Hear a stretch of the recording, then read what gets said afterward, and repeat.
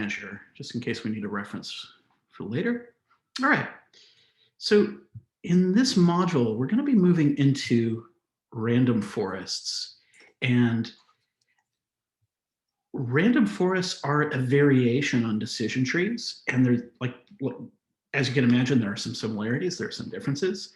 And so we're going to start with trying to understand what the heck a random forest is. And then using a random forest, actually the usage will look very, very similar to using a decision tree, very similar. Like the sklearn code, all of your code going in is going to look very similar.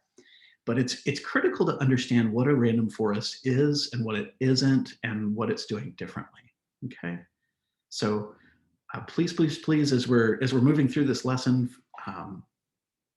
hop into chat with a question, unmute, ask a verbal question, whatever you need.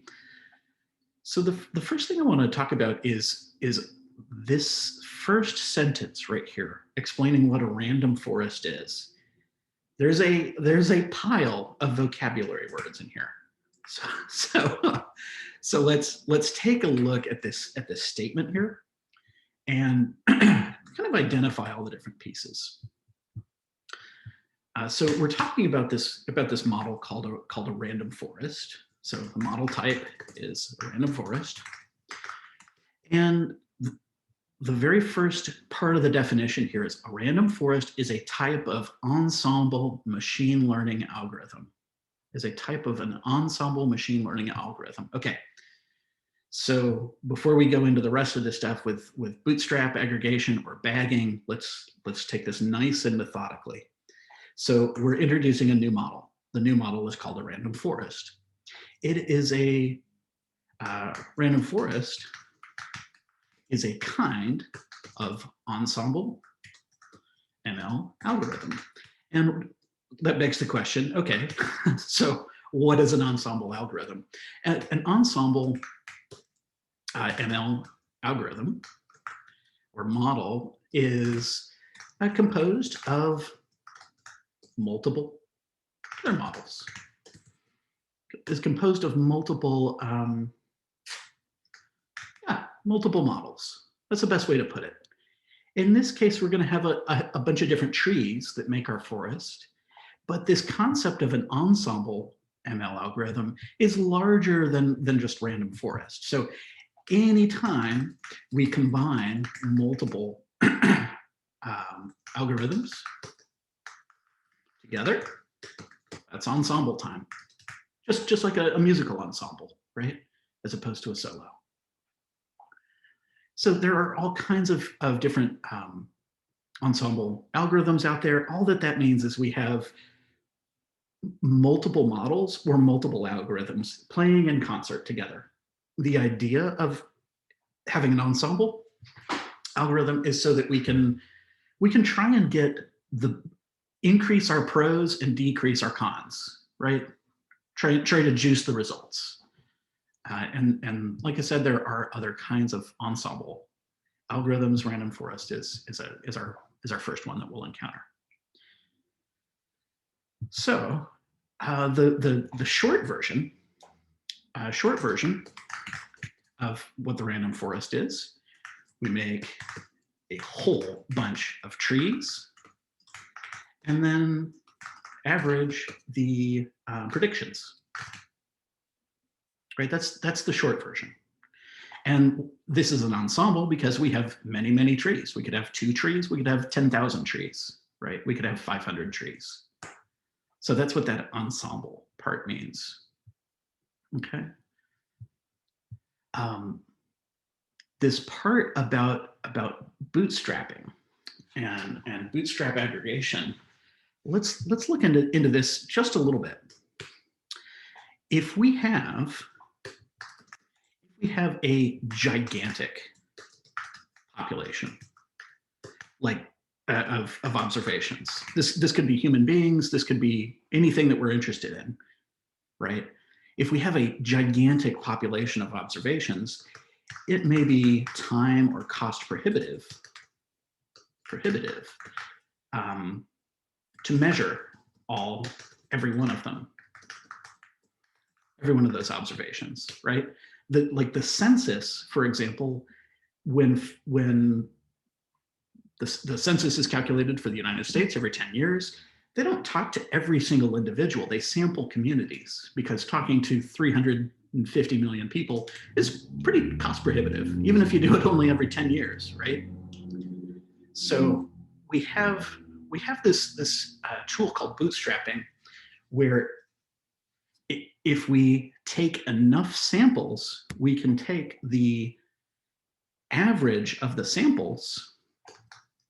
So bootstrapping means taking a whole bunch of samples, not the entire population, but we will get the average, or get the mean, calculate the mean for each sample, then average those sample averages.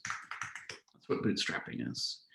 And this is old school statistics stuff.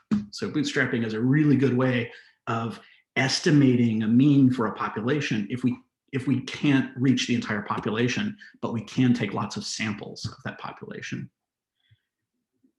So you may have encountered bootstrapping in a stats class, and I'll give you a little itty bitty code example of bootstrapping, and then I'll connect this to what the random forest is doing.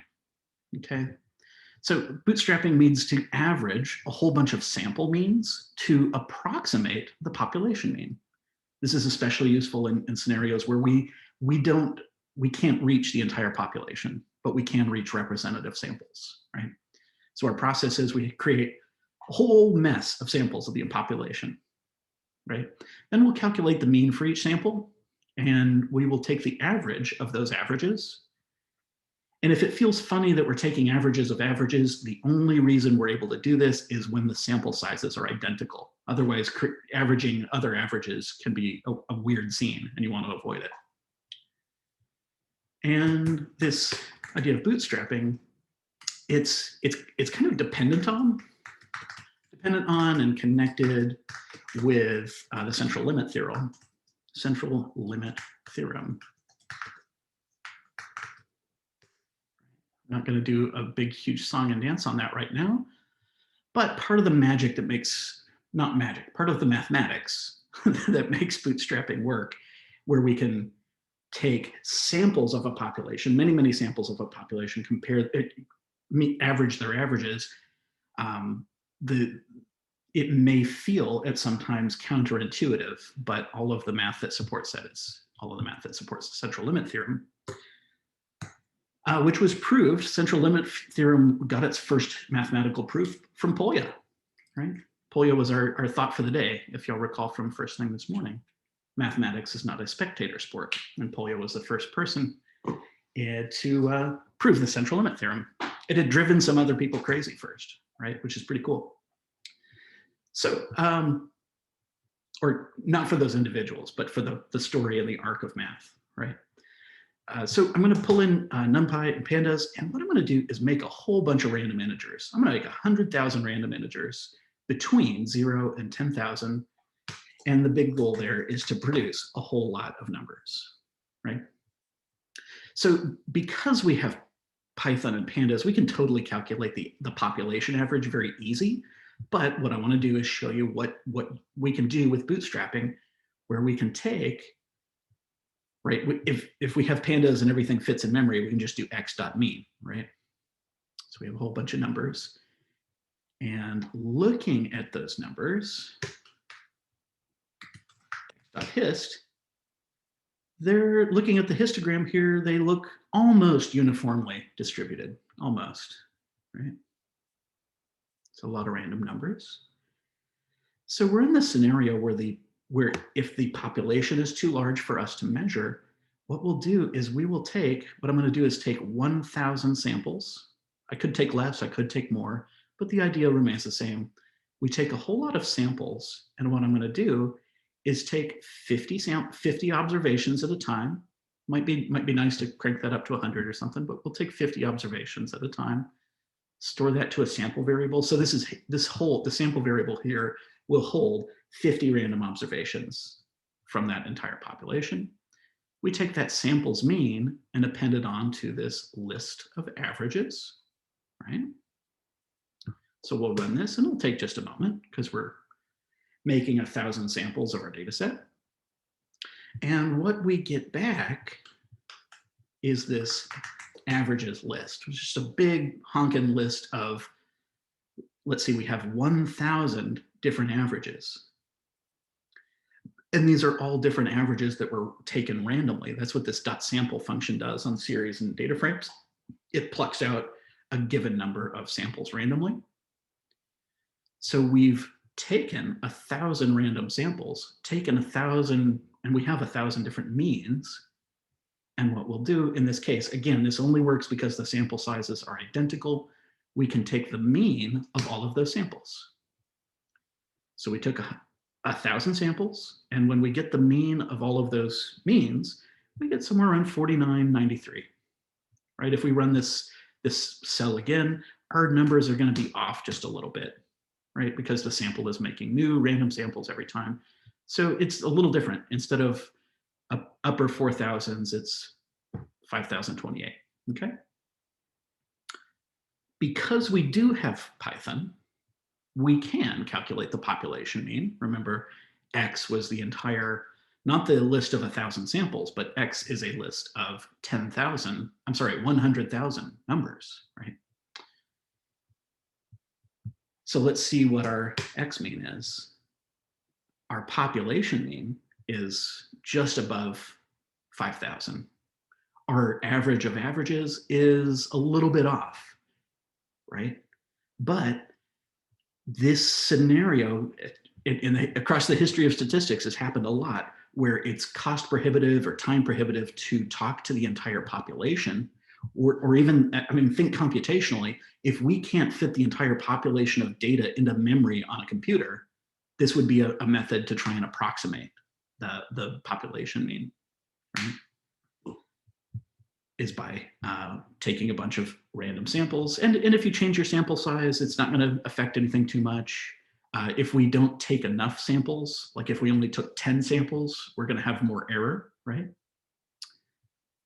But are y'all tracking here that when we take the average of sample averages, we are getting closer and closer and closer to the population mean? Yeah. This may have been a part of a stats class where you might have blinked and something flew by really, really quick. I don't know if anybody has had that experience in a stats class before. But this task, or this taking an average of sample averages to approximate the population average, larger concept than random forests. It's called bootstrapping. And it's really interesting. Here's the central limit part. See how the histogram of the population was not normally distributed. Here's something that might blow your mind. We'll run the average of averages. And what kind of distribution does that one look like? Normal. It looks normal, right? So this last little bit has very little to do specifically with random forest, but when we sample, when we get the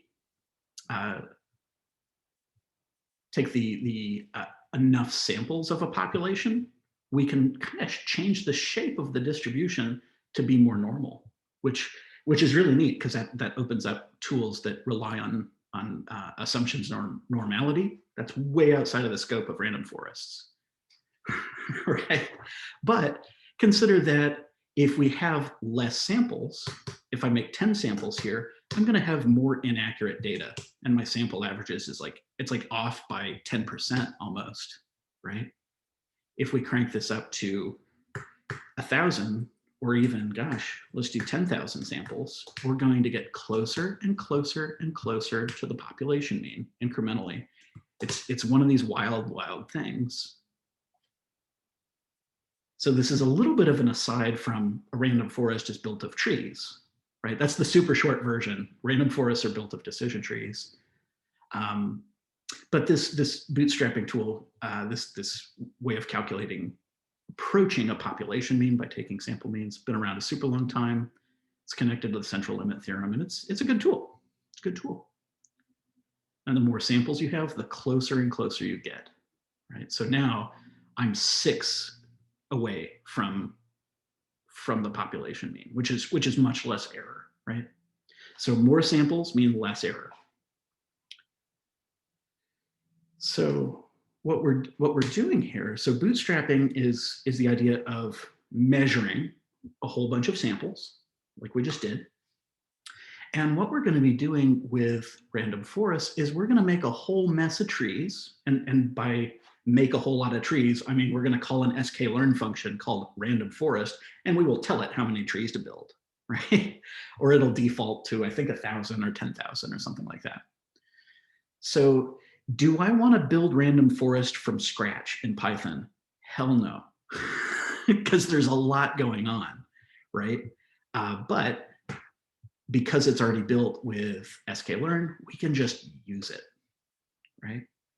So this bootstrap aggregation, what aggregation are we doing? Well, we're looking at different predictions from all of those different trees in the forest, and we're looking for, we're not looking for an average, but we're taking like there is a counting up of all of the predictions in the random forest, right?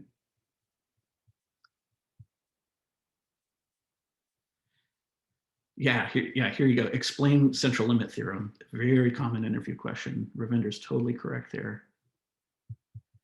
And what is it good for, right? So the first thing central limit theorem would be good for is being able to get our data on a normal distribution. Then that opens up all of our normal distribution tools.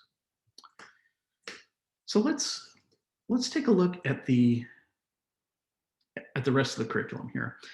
This specific type of, we're not averaging averages here with the machine learning, with the random forest, but we are doing a very similar tool where we're putting a bunch of our predictions together and then averaging those predictions to give us a better estimate of the true output value. So far, so good? Questions so far?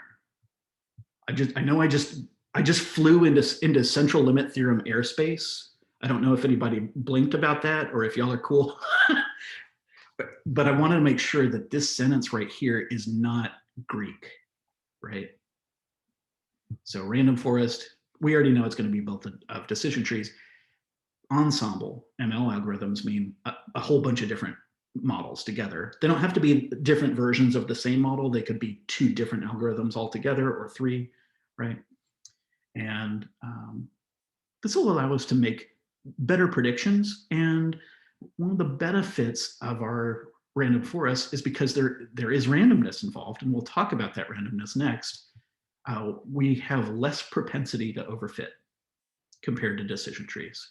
You can still overfit like crazy, but we have a little less propensity to do that.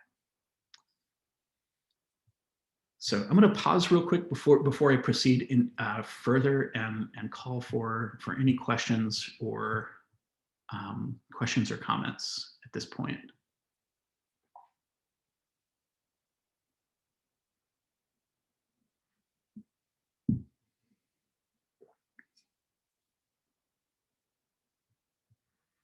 I do have a question. Last second. So is this the reason why you could fill in all the ages in the Titanic data?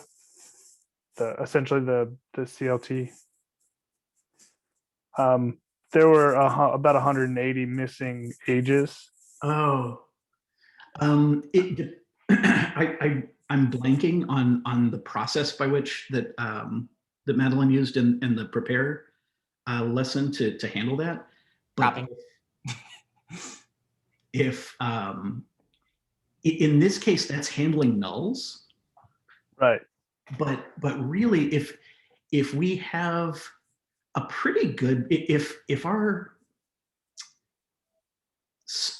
population of records that have the age is representative in every way other than the missing age on the missing age records, then we can, it's reasonable to try and extend out, like, what is, if the distribution of the ages looks a certain way in one in one data set, it might be reasonable if it looks the same way in another data set. Yeah, because I ended up just like deleting ages altogether. Yeah, yeah. There's not a hard and fast rule on deleting columns if they have a lot of nulls, but if we went with the median or the mode, then we're putting way too much extra weight, or even the average. We're putting a lot of weight on that average, right? Right. And that could produce unintended results. So this is probably just much better with like lots of thousands of numbers. Oh, the random forest. Well, random forest, much like a decision tree, will fall on its face, and you'll get an error if you have any nulls anywhere. Okay. To my knowledge, there is not a single ML algorithm that can handle nulls just on its own. Right. I remember I was hearing from some others that I think it was Faith who basically took the average of the ages that they had and just replaced the nulls with the average of the. Yeah, I think that's reasonable. It puts a little extra weight on the average, right? But it's reasonable if you have like a threshold of nulls that you feel comfortable filling those nulls with the average. I think that's a perfectly valid response. There may be times when you want to use the median instead, so you're a little less sensitive to the positive or negative outliers. Right. Yeah. The other thing you want to be careful of, I think that it would be fine. You would want to know how important age is in as a driver, which in Titanic it's pretty important because you've got children and adults. And so with something like age, it might be something you want to consider about like understanding the importance of age first in the model, in the driver or as a model itself. Because if you're doing a decision tree and it's the first item on the decision tree, filling in everything with that median could be pretty significant in your results. Yeah. Or mean, I should say. So then it is very dependent on what you're trying to do. Yeah, it's extremely dependent. What I generally will do, because you can spend a lot of time on filling in missing values and trying to get it right. And so I almost always, unless it's really obvious what to do, like replacing it with 0 or something like that, unless it's really obvious, I generally will leave out either the column or the rows the first pass through the data to understand what's going on before I fill in the missing values. Yeah, that's what I ended up doing. There's just a lot of numbers that I just didn't feel comfortable putting in. Exactly. So yeah. All right, cool. Cool. That's a good question, Matthew. Any other questions at this point around these vocabulary terms before I proceed? Because the next thing I'm going to do is explain the part where how the trees in this forest are different than trees you've seen before, because they are random. All right. Again, hop in verbally or in chat if you've got any need for clarification, please. All right, so we're talking about building a whole bunch of trees and then averaging the predictions. Why would we need to average all of the predictions if the trees are basically all the same? Well, here's where the randomness comes in. Here's what's going on. The random forest is different because we are making decision trees, yes, but remember with the decision trees, we had that order of how many questions we were playing with our 20 questions for the decision tree, and that order mattered very much. And our first decision point had the most information gain. Second decision points had the second most information gain. Here's what's going on that's very different with our random forest trees. Rather than selecting optimal split points, which is what we did before, random forest trees, the trees in random forests are purposefully selecting suboptimal splits by introducing randomness, right? And so the models that are created for each sample of the data are different than each other. Because if the forest didn't have any randomness, we would just have identical trees, right?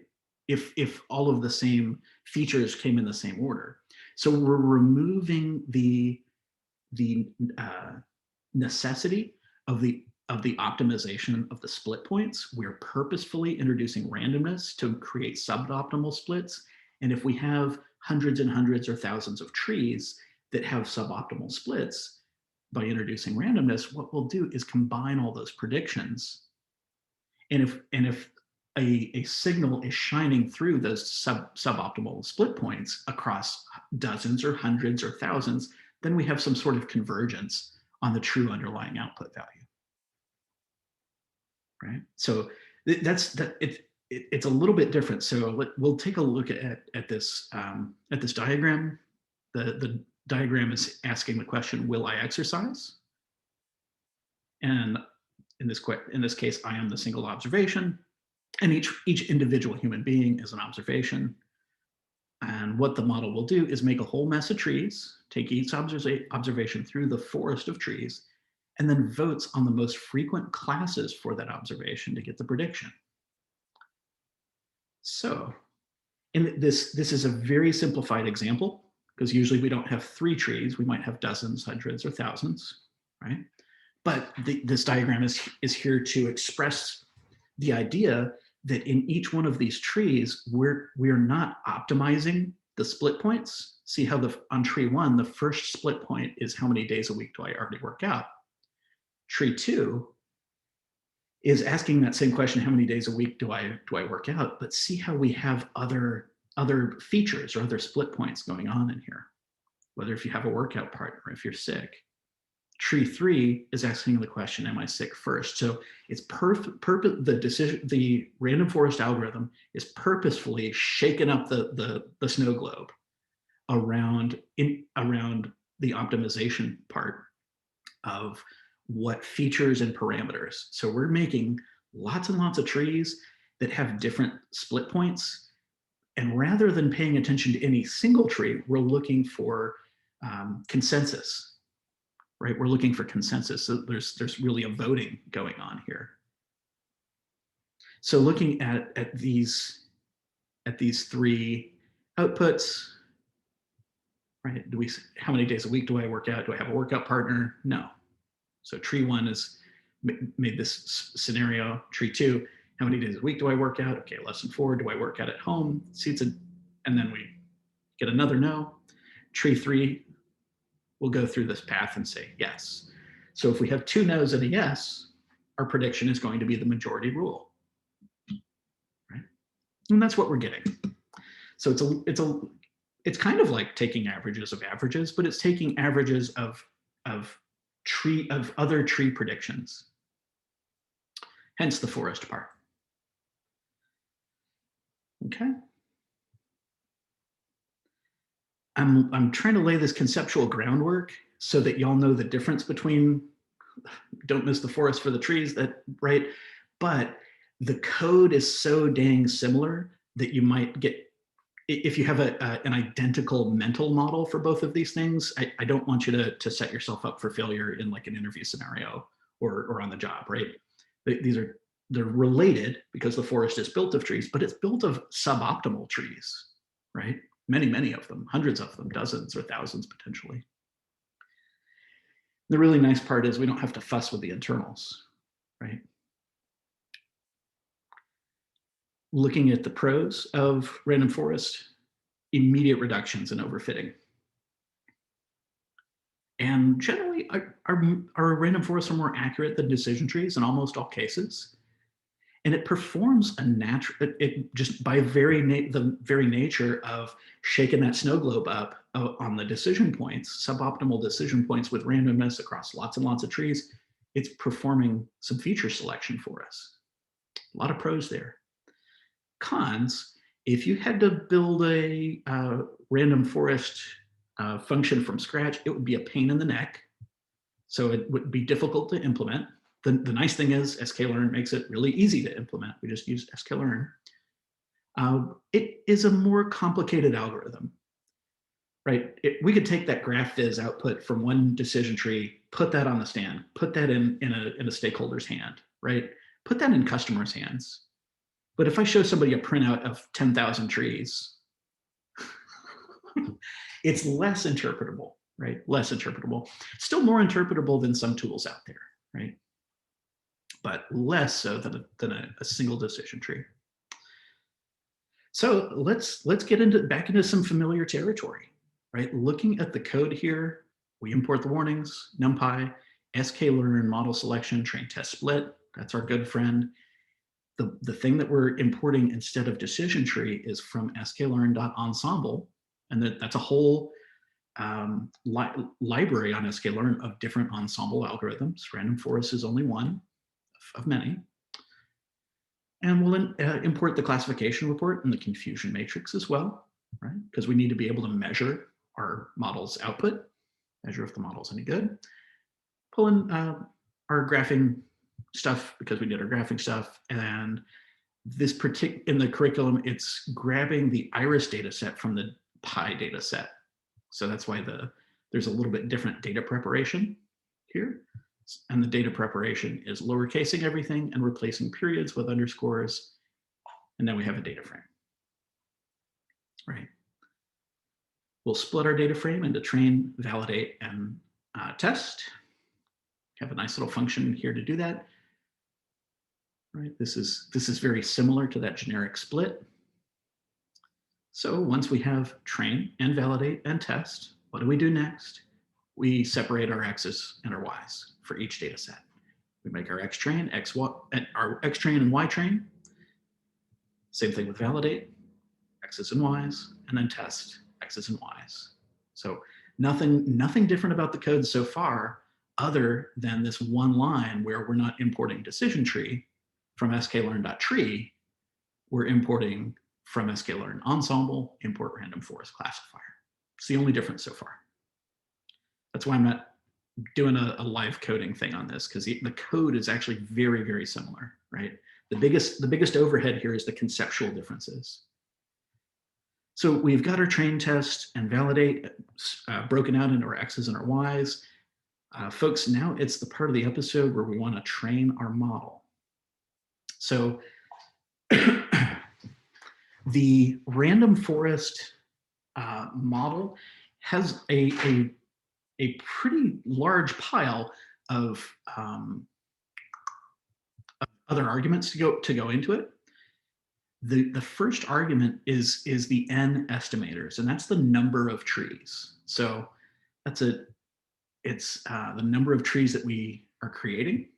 And the default, if we don't set the number of estimators, it'll default to 100. And hey, look at that. And in a recent update of sklearn, the default value of the n estimators, so the number of trees in our forest, the default went from 10 to 100. So if it helps you, that you can crank that number up, right? It probably will help you. It'll put a little more load on your processor, right? You remember our good friend max depth from the decision tree, right? This is still, if you don't set the max depth, it will still go to infinite, right? Or it will not infinite, but as many possible split points as we have samples, which is kind of silly. So we still need to watch our max depth, right? Most of the other defaults are good. Again, we have two criteria, Gini or entropy. Doesn't matter which one you pick there. If you wanted to do a PhD program on the difference between Gini inequality and information gain on entropy, that's cool, outside of the scope of the course, right? Of what we're doing right here. And actually, if you run a whole bunch of trees on these two things, you'll find that they operate almost identically, which is kind of wild. So we have a whole lot of different arguments, and most of the defaults are good, other than the max depth. The max depth, none is garbage, right? But you might be able to get away with it with a deeper depth on random forest, because we have that randomness injected into all of those different trees, and we're searching for consensus if we don't get consensus, then that tells us we might not need that depth. Okay, so because it's random, yeah. Is there a necessity to stratify our data? I would recommend that we stratify based on our target variable, and do that. See, that's actually specified in this function. The target is the column, and so we stratify by the target variable. I would say stratify by your target variable until somebody gives you a boatload of cash not to, and a good reason why. The fact that you said because it's random, are you talking about the random forest being random? That has nothing to do with your stratifying. Like if you ended up with a terrain that had that had all of one class and none of the other, it doesn't matter how random your random forest is. If it doesn't have any of the positive class to model after, it's not going to be able to get any of them right. So then is it randomizing the nodes? Or I'm trying to think of the right word. Your random forest is randomizing the Different decision points here. The decision points, the rules. Yeah. Sorry, Maggie, didn't mean to cut you off there. No, that's great. So rather than putting the rules in order, like a decision tree of the bang for the buck, what the randomness and the random forest has nothing to do with the stratify, right? The stratification happens before we even model, right? That's making sure, the stratification makes sure that we have enough, an even distribution of our target variable in train and validate and test. The randomness in the random tree is we are basically randomizing the features and randomizing the decision points rather than putting those decision points in order of importance. We're saying, okay, if that feature is important, if that measure is important, then it's going to show up in some of our dozens or hundreds of trees. And that there's that bagging, there's that bootstrapping. If it's important, it's going to shine through. So rather than having one tree that optimizes all the decision points, we make many, many trees that randomize the decision points. Again, the name of the game is looking for those decision boundaries, right?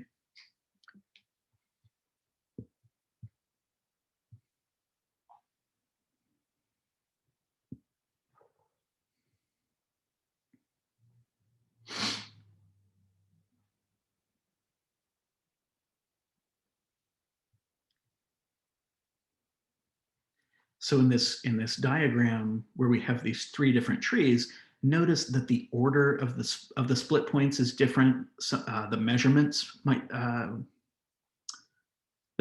in this case are the same, but the order of the split points is different. And we're looking, by making lots of different trees and injecting randomness into the split points, as opposed to trying to optimize those split points, we're saying, forget it. Make a lot of trees that randomly assign split points and randomly produce the order of split points. And if there's enough congruence between them, then we can make our prediction.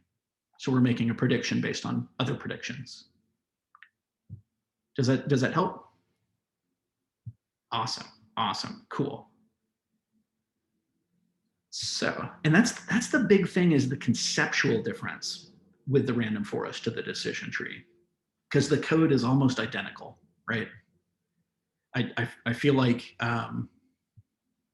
this is an easy lecture or an easy lesson to do if we don't talk about the differences. If we just focus on the code, the only thing that's different is instead of building that CLF, that classifier model, we make random forest classifier.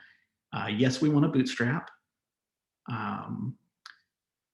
We definitely want to set our estimators to be a whole bunch of trees. So I'd say 100 is a good default. More is better, right? But if we ran 100,000 trees, that might keep your laptop up all night. And then we do need that max depth set to something that's not none, because if it's none, we're overfit even with the randomness. And then random state is a good thing to set in here as well, so we can reproduce our results. So we build the model, and this is a blank model. As soon as we take that blank model, and in this case, in the curriculum, we're using a variable called RF to represent the random forest object, the random forest model. We'll fit it on the train data, the X train for X's, and then the Y train for Y's. Again, supervised learning. We send in the labels as well to train our models. And once we fit our model, remember that fitting means training, training means fitting, and we train on our training data. Then we can evaluate we can look at, if we want, evaluate the importance or the weight of each feature. That's accessed off of the random forest model dot feature importances. Okay, this isn't going to stop us from moving forward. Some other similarities. Remember, we take our model dot predict, and we make predictions of Y based on X train. And then we can estimate the probability if we want as well. And we get different probability estimates.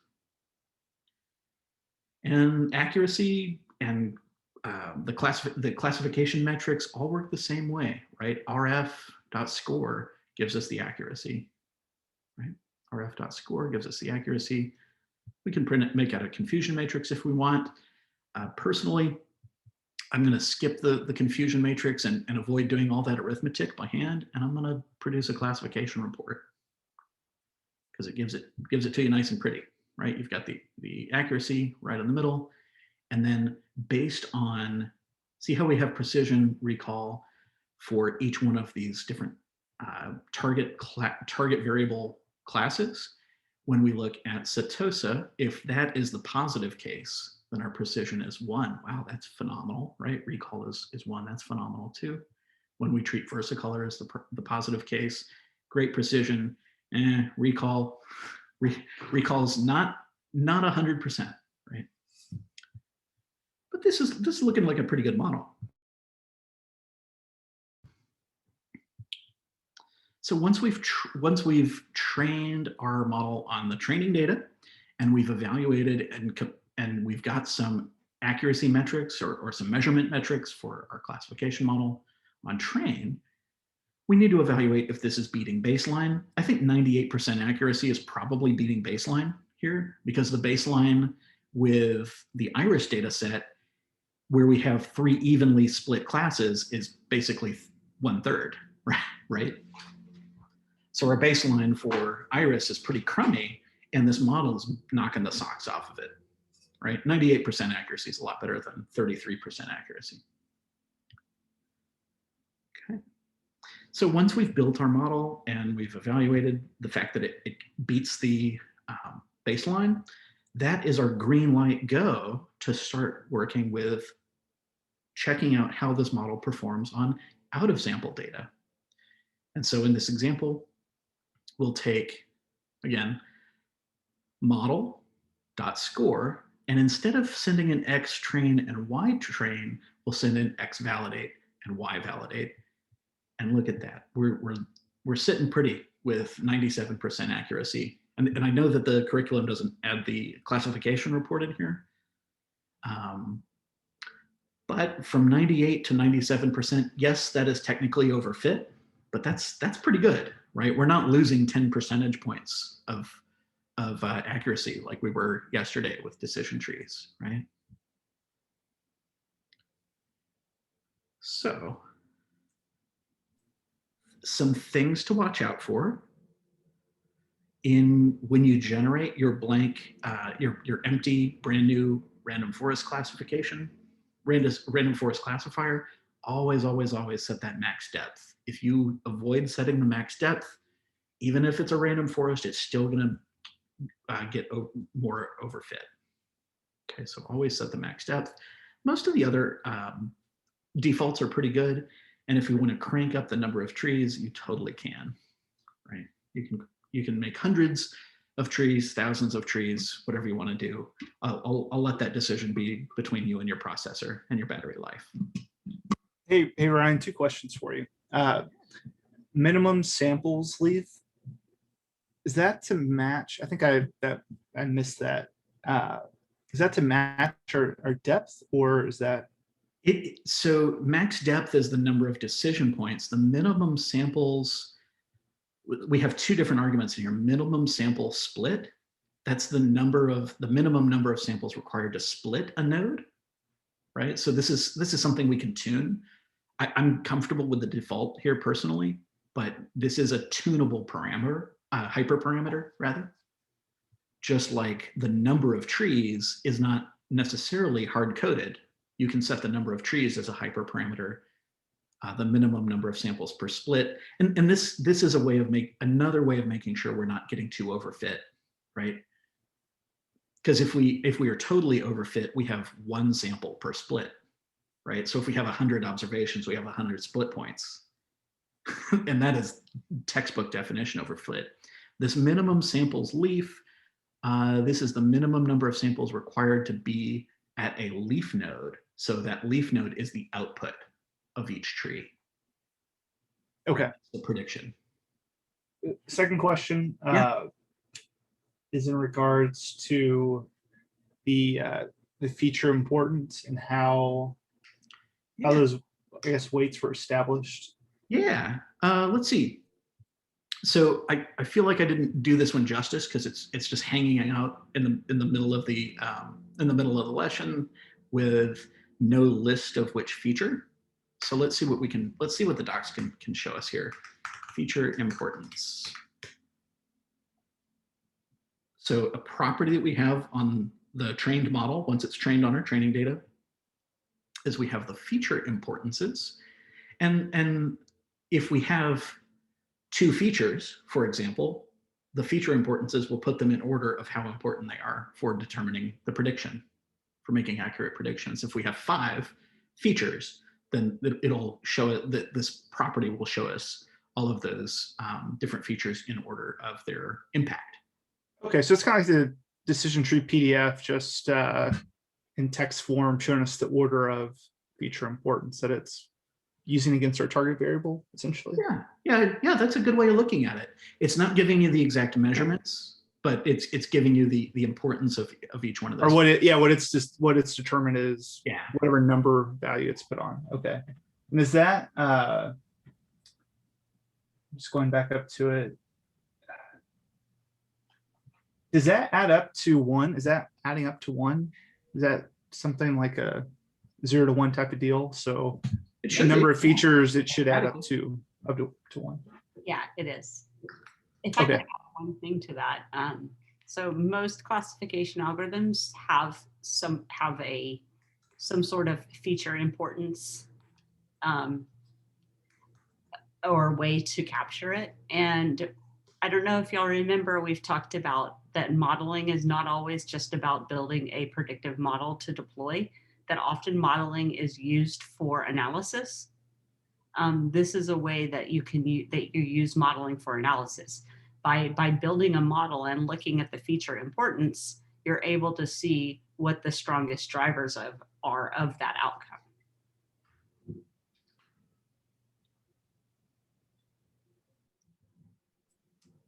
And looking at those numbers, is there a way to get a text feature of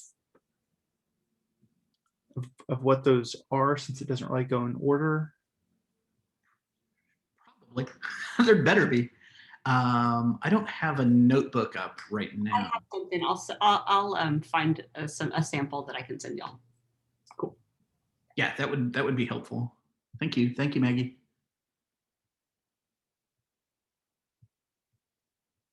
Predict proba. Yeah, it's not leaping off of the documentation at me. In fact, I'm going to send y'all a link to a notebook I created for a project in my master's program, and it has I use a lot of the feature importance and then plot the feature importances across different models, and I'll show y'all that. Send you the link. Although I'm not sure I should before you do your telco project, but the weird thing is the class uses the telco data. And like, we've had this telco data since Madeline was in class, like in Ada, we've been using this telco data, and I take this, I'm enrolled in this class. This was the last class I took, and literally the data set I get is telco. I was like, what? It's the exact same. I was like, I think I know this data set a little bit. It's crazy. Yeah, so I'll check you for plagiarism. Just kidding.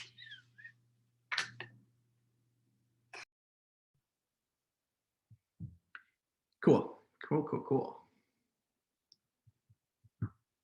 How we doing, folks? How we doing? A little bit different than a single tree, right?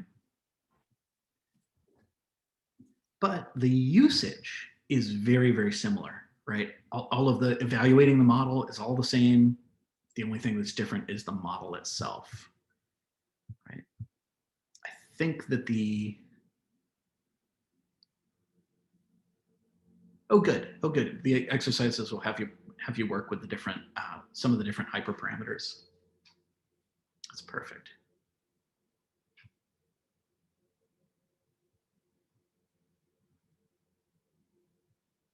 Yeah, that Microsoft using Random Forest for their Connect device. Not surprised at all. They're pretty robust.